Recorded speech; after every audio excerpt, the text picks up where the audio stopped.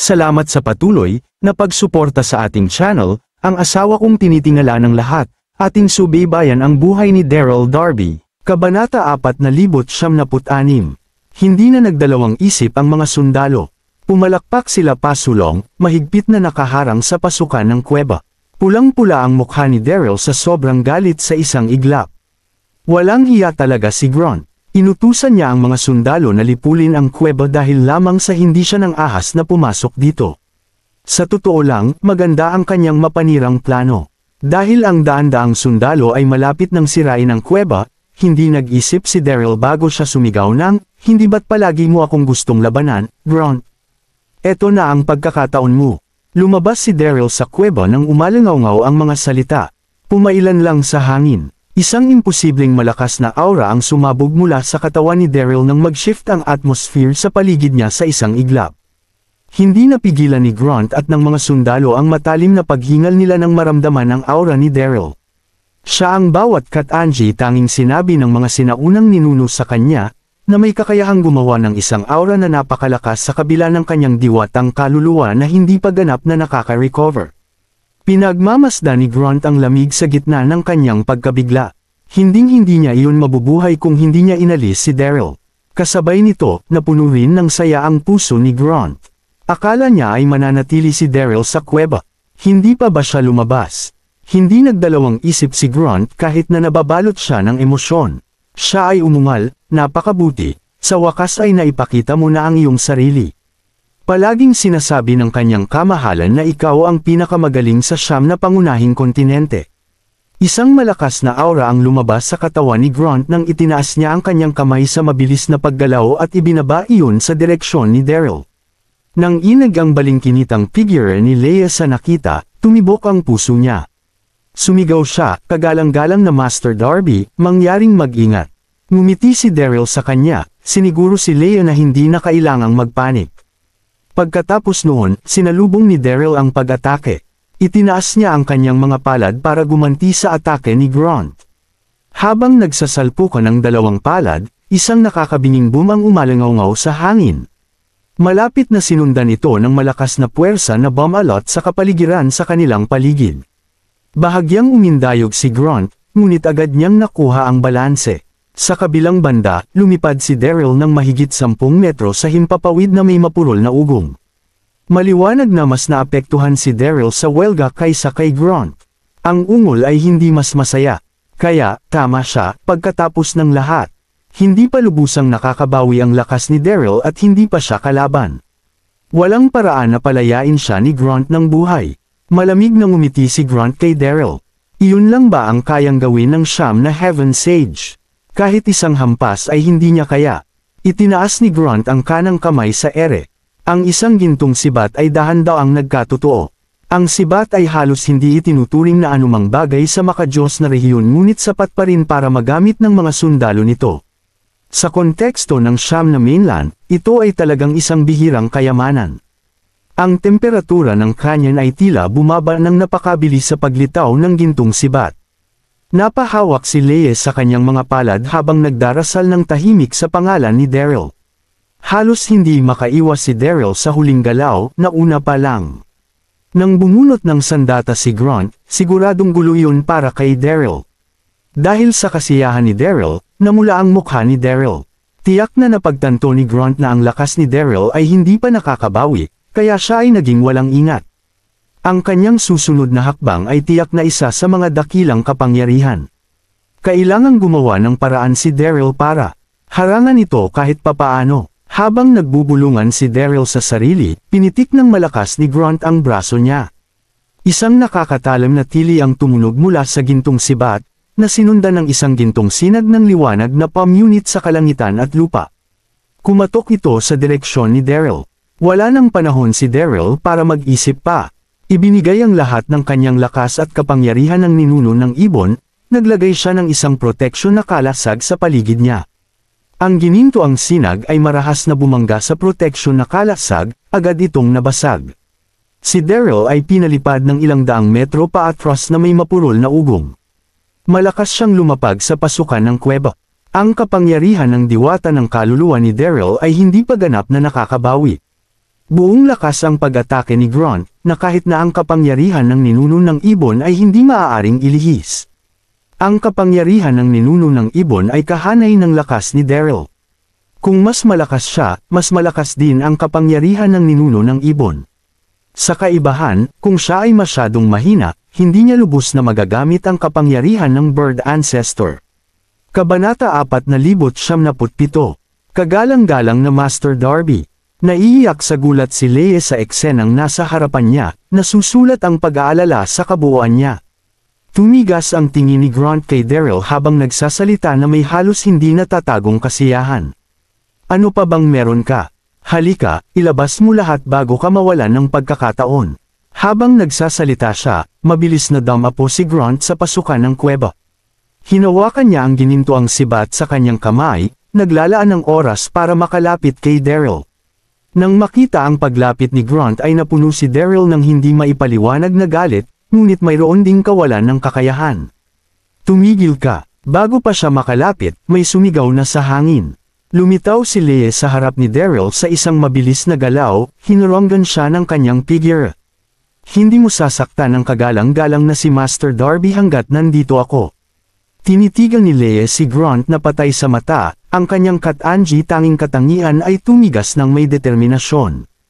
Alam ni Leia na ang kanyang mga kasanayan ay hindi tugma para sa Grunt, at halos hindi niya magagawang kumuha ng kahit na 3 pag-atake. Gayunpaman, wala siyang pagpipilian. Si Daryl ay isang bayani sa Demon Warrior Tribe, pati na rin ang lalaking nagustuhan niya. Hindi siya maaaring tumayo ng walang ginagawa at panoorin kung paano siya pinatay ni Grunt. Leia, si Daryl ay napunit sa pagitan ng pakiramdam na naantig at nataranta. Sinabi niya, hindi ito ang iyong labanan. Mangyaring umalis ka sa daan. Nakatayo si Leia sa kinatatayuan, walang pag-aalinlangan o pagnanais na lumipat. Labis na naantig si Daryl doon, ngunit ang away na iyon ay isang personal na hinaing sa pagitan nila ni Grunt. Hindi niya magawang kaladkarin ito, at alam din niya na hindi siya makakasama ni Grunt. Tumangging gumalaw si Leia, sa pagpapahayag ng matinding determinasyon na tila ba'y parang isang bakal, aniya, huwag kang mag-alala, kagalang-galang na Master Darby. Hindi ko hahayaang may mangyaring masama sa iyo. Hindi alam ni Daryl kung ano ang gagawin sa kanyang pagpupumilit. Sok, hindi napigilan ni Grunt ang ngisi na binitawan niya rin na nanunuya kay Daryl. Ikaw talaga ay isang lalaki, Daryl. Parang may mga babaeng handang sumuko sa harap mo kahit saan ka magpunta. Ang magaling na siyam na Heaven Sage, umaasa sa isang babaeng ipaglalaban siya. Mabubuhay ka ba niyan? Namumula si Grunt sa galit habang iniisip si Prinsesa Dorothy. Kinuha ni Daryl sa kanya ang babaeng pinapangarap niya, at pagkatapos ay nasangkot siya sa anak ng White Tiger King. Walang paraan na hahayaan niyang mabuhay ang isang walang kwentang tao na. Ganyan, kailangan niyang palayasin siya. Gayunpaman, nanatiling tahimik si Daryl na may malamig na ngiti. Nanlilisik ang mga mata ni Grunt habang nakatingin kay Leia. Kaya ikaw ang panganay na anak ng White Tiger King.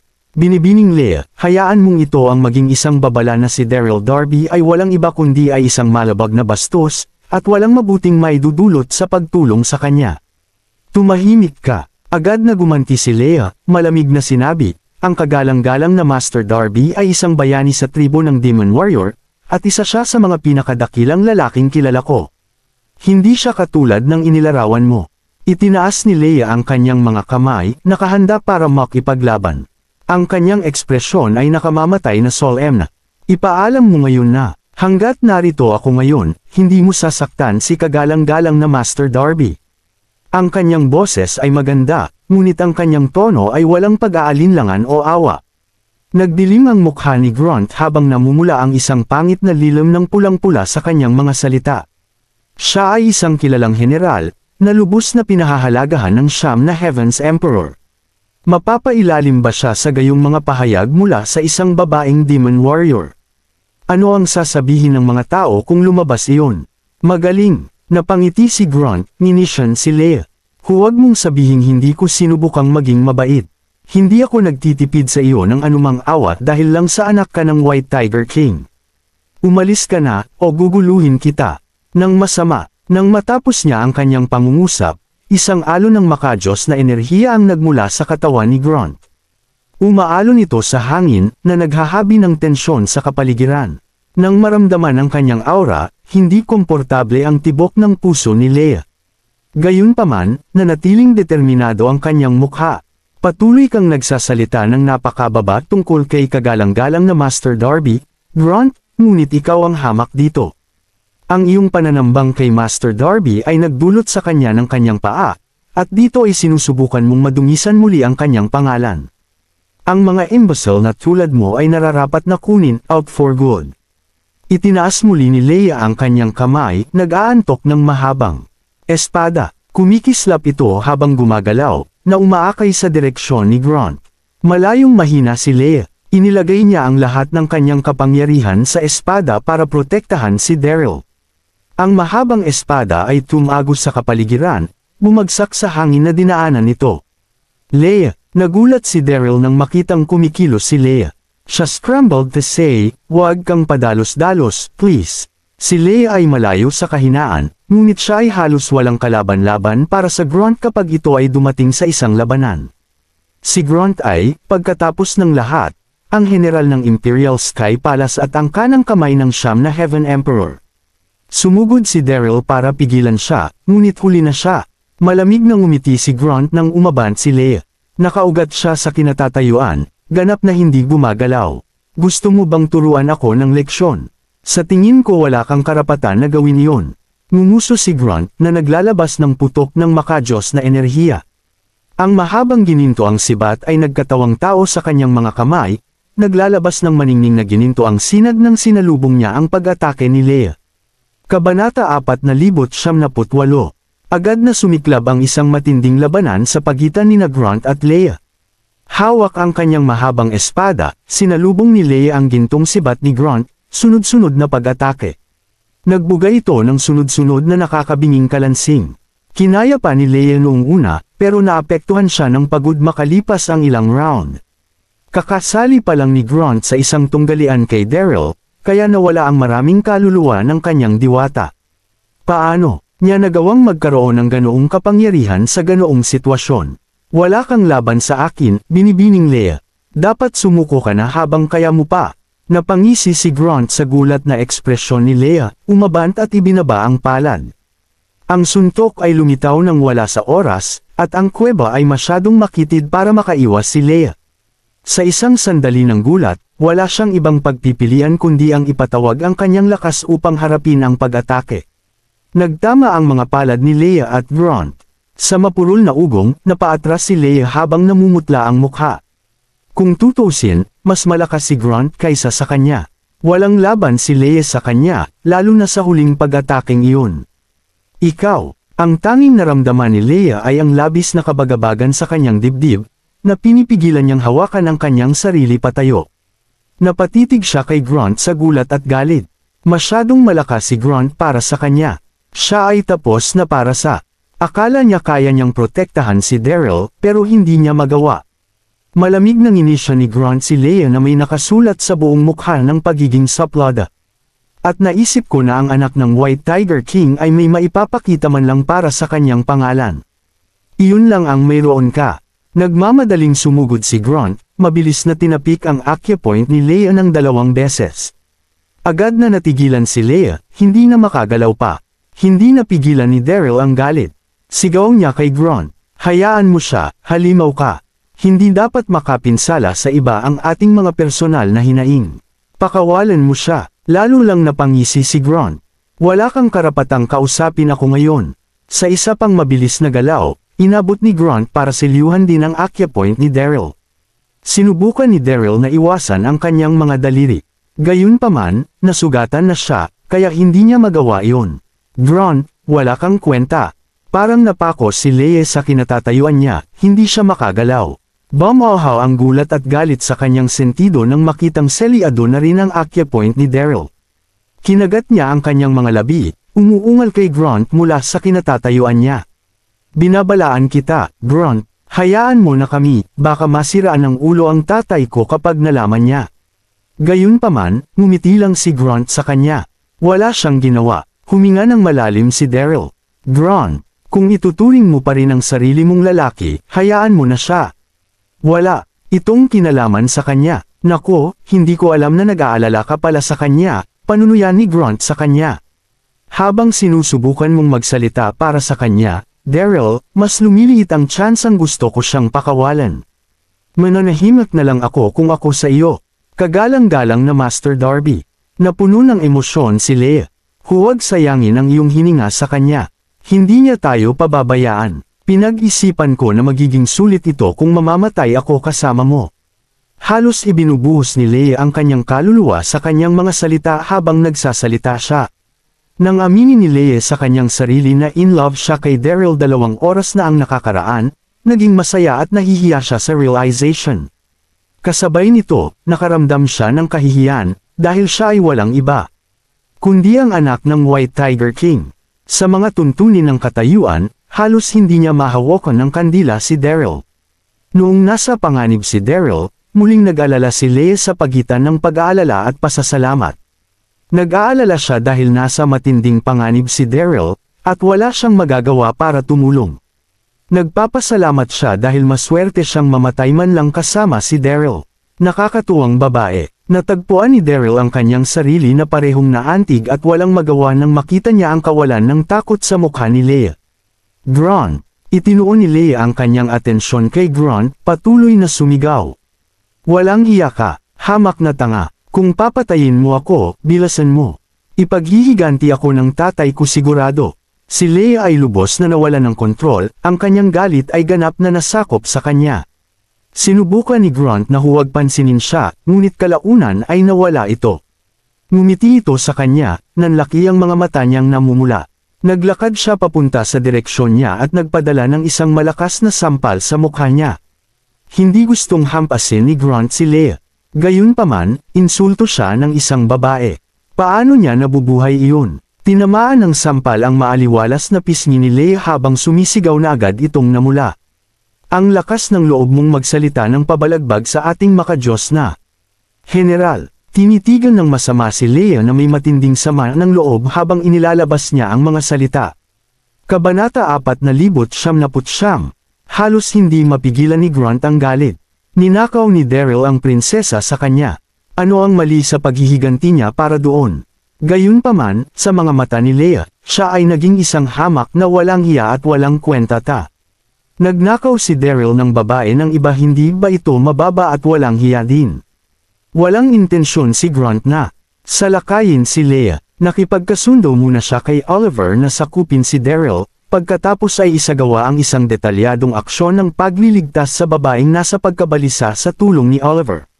Ngunit ang pagsigaw ni Leia ay nagpagalit sa kanya ng walang katapusan, at natagpuan niya ang kanyang sarili na hindi ito matitiis. Ang sampal ay nagpatalsik kay Leia, at natagalan siya bago muling nanimbalik ang kanyang katinuan. Nakatitig siya sa galit na takot kay Grant. Sinampal mo ako, walang hiya ka. Hindi ka kailanman naging isa sa mga alipors ng siyam na Heaven Emperor, at ngayon, napakababa mong pinag-uusapan ang kagalang-galang na Master Darby. Sa tingin ko ito ay isang papuri kahit natawagin kang isang walang hiya, hamak na walang kwenta. Halos mabulag si Leia sa galit. Siya ay ang anak na babae ng White Tiger King, na ginagamit upang fretuhin ng may biyaya at paggalang. Paano niya malalamon ang pang-aabuso at kawalang galang na ipinakita ni Grant? Gayunpaman, bago niya matapos ang kanyang panaghoy, isa na namang sampal ang sinampal ni Grant sa kanya. Manahimik kang ang babae ka. Nakikita kong bulag ka pa para makita ang katotohanan. Mukhang sobrang inaalala mo si Daryl Darby. Baka nagawa na ninyong dalawa ang gawa sa kwebang iyon. Nagulat ako. Ang White Tiger King anak na babae, binigay ang sarili ng napakadali. Naglakbay ang mga mata ni Grant pataas at pababa sa figure ni Leia habang nagsasalita. Kailangan niyang aminin na maganda si Leia, perpekto ang kanyang mukha at figure. Nakakahiya naman na sinayang ko si Daryl. Namula si Leia sa hiya at galit sa sinabi nito, nanginginig ang kanyang panga. Bago pa niya mapigilan ang sarili, nag-urong siya at dinuraan niya ang mukha ni Grant. Walang hiya kang hayop ka. Ang lakas naman ng loob mong husgahan ang kapurihan ko ng ganun-ganun lang. Naghahanap ka ng kamatayan. Marahas na pinunasan ni Grant ang laway sa kanyang mukha, Ang kanyang mukha ay namimilipit sa galit. Sumigaw siya, isang sampal na naman. Halos lahat ng puwersa niya ay ginamit ni Grunt sa sampal. Ang mga binti ni Leia ay nanginginig sa isang mapurol na ugong, muntik na siyang mahulog sa sahig. Ang mga tampok ni Grunt ay nagbago sa isang kasuklam-suklam na ekspresyon, ang kanyang mga salita ay lalong nagiging pangit sa pangalawa. May nasabi ba akong mali? Ikaw malandi ka, bakit mo gustong mamatay kasama si Daryl kung walang namamagitan sa inyong dalawa? Isang salita pa, sasampalin ko yang mukha mo. Halos sumigaw si Grunt sa huling salita. Namumula ang mga mata ni Daryl. Bumaling siya kay Grunt sa galit. Grunt, ilabas mo ang galit mo sa akin kung gusto mo. Ang lakas ng loob mong manakit ng isang babae. Habang sumisigaw si Daryl ay napatingin siya sa medyo namamaga na mukha ni Leia. Sumasakit ang puso niya kasabay ng pagkulo ng dugo niya. Bilang isang Nine Heavens Sage, labis ang pasasalamat ni Daryl na natanggap ang pangangalaga ni Leia. Nasaktan siya ng walang katapusan. Nang makita niya ang ganitong malupit na pang-aabuso sa kanya, binawi ni Grunt ang kamay niya. Daryl Darby, bumaling si Grunt kay Daryl sa susunod na segundo na humarap sa kanya. Tumahimik ka, ikaw ay walang iba kundi isang taong nakakulong sa aking awa ngayon. Anong karapatan mong magsalita sa akin ng ganyan? Hinihikayat kitang magsabi ng isa pang salita, at papatayin ko siya ngayon din. Itinaas ni Grunt ang kanyang kamay, itinutok ang kanyang gintong sibat sa leeg ni Leia. Nanginginig sa galit si Daryl, pero pinipigilan niya ang kanyang dila. Masasabi niyang hindi nagbibiro si Grunt. Papatayin niya talaga si Leia kapag nagsalita pa siya. Napangisi si Grunt sa pananahimik ni Daryl. Lumingon siya, naghahanda na pahirapan pa si Leia. Biglang lumabas ang malakas na aura mula sa labas ng kanyan. Pagkatapos, nagkaroon ng dagandong. Tumigil ka. Agad binawi ni Grunt ang kanyang kamay, ibinaling ang kanyang ulo sa pinanggalingan ng boses. Bumilis ang tibok ng puso ni Daryl at Leia nang lumingon sila sa direksyon ng boses na iyon. Napatitig si Daryl sa tanawing sumalubong sa kanila habang si Leia naman ay nanginginig sa gulat at sa tuwa. Nakita nila ang isang hukbo ng libu-libong hukbo ng Grand Tortoise na pumailanglang sa himpapawid. Nakasuot sila ng malalim na kulay abong helmet, at may hawak silang mahabang espada. Isang figure ang dumaan sa mga mandirigma sa napakabilis na bilis. Si Oliver iyon. Kalahating oras ang nakalipas, matapos magkasundo sina Oliver at Grunt sa mga detalye ng plano, lumabas si Oliver sa kanyan upang maghintay ng balita. Gayunpaman, wala siyang narinig na anuman mula kay Grunt. Hindi na siya makapaghintay, kaya lumipat siya kasama ang kanyang mga tauhan. Gayunpaman, hindi alam ni Oliver na ininsulto ni Leia si Grunt, at ang lalaki ay nawalan ng kontrol doon. Kaya, hindi siya nakapagpadala ng signal kay Oliver. Kabanata 4,100. Kumunat ang noo ni Daryl nang makita si Oliver. Akala niya ay dumating na ang White Tiger King. Anong ginagawa ni Oliver doon? Hindi ba lumipat ang mga demonyong mandirigma? Bakit nandoon pa rin si Oliver? Napabuntong hininga rin si Leia, kumurap kay Oliver sa bahagyang pagkalito. Hindi ba siya lumipat sa mga demonyong mandirigma? Ngunit hindi nagtagal ang hinala ni Leia. Mabilis itong napalitan ng pananibik. Dumating na si Oliver. Nandyan siguro siya para tulungan sila ni Daryl. Sa kabila ng kanyang panlalamig kay Oliver, isa pa rin siyang demon warrior kung tutusin, at walang paraan na tatayo siya at hahayaan na mangyari iyon nang walang ginagawa. Hindi pa rin alam ni Leia ang lihim na alyansa ni Grunt at Oliver. Si Oliver ay kung paano mahahanap ni Grunt ang kuweba. Bumungad si Oliver sa harap ng tatlo. Napabalikwas siya sa gulat at galit nang kunin niya ang pula at namamaga na mukha ni Leia. Bumaling siya kay Grunt, kumukulo sa galit. Anong ginagawa ni Grunt? Sinabi niya kay Grunt na gusto niya si Leia, ngunit itinaas ni Grunt ang kanyang kamay sa kanya. Nang maramdaman niya ang galit ni Oliver, mahinahong ngumiti si Grunt. Kung hindi si Black Tortoise Prince, ito ay sa pagitan namin ni Daryl Darby. Huwag ka nang manggialam dito. Itinuro ni Grunt si Leia, nagpumilit.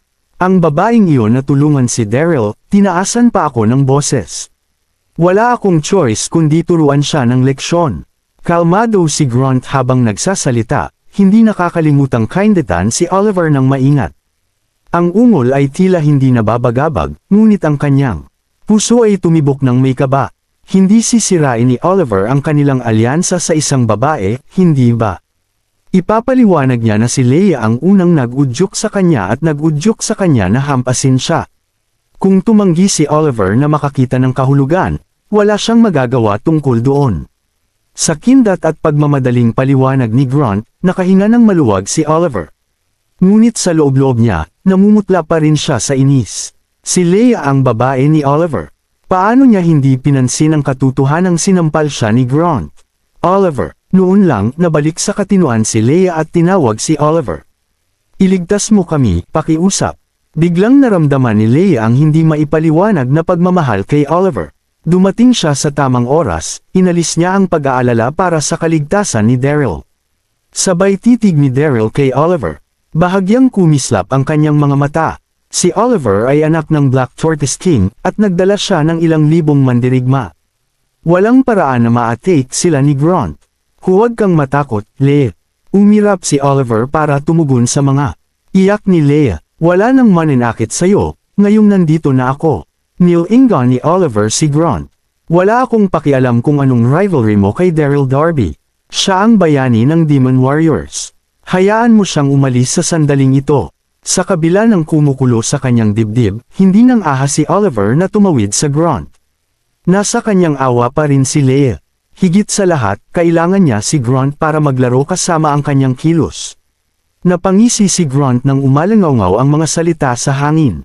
Bumaling siya kay Oliver, halata sa kanyang mga katangian ang pagkadismaya. Sino ka sa tingin mo? Inuutusan ako na palayain si Daryl Darby. At ano naman ang sumagi sa isip mo na papayag ako? Ito ay isang gawa, kaya siya ay pagpunta sa play-up ito. Nagkunwaring galit na galit si Oliver. Nanlaki ang mga mata niya at umungol, huwag mong abusuhin ang pabor na ibinigay sa iyo ng siyam na Heaven Emperor, Grant. Hindi kita natatakot, hindi mo ba alam kung nasaan ka?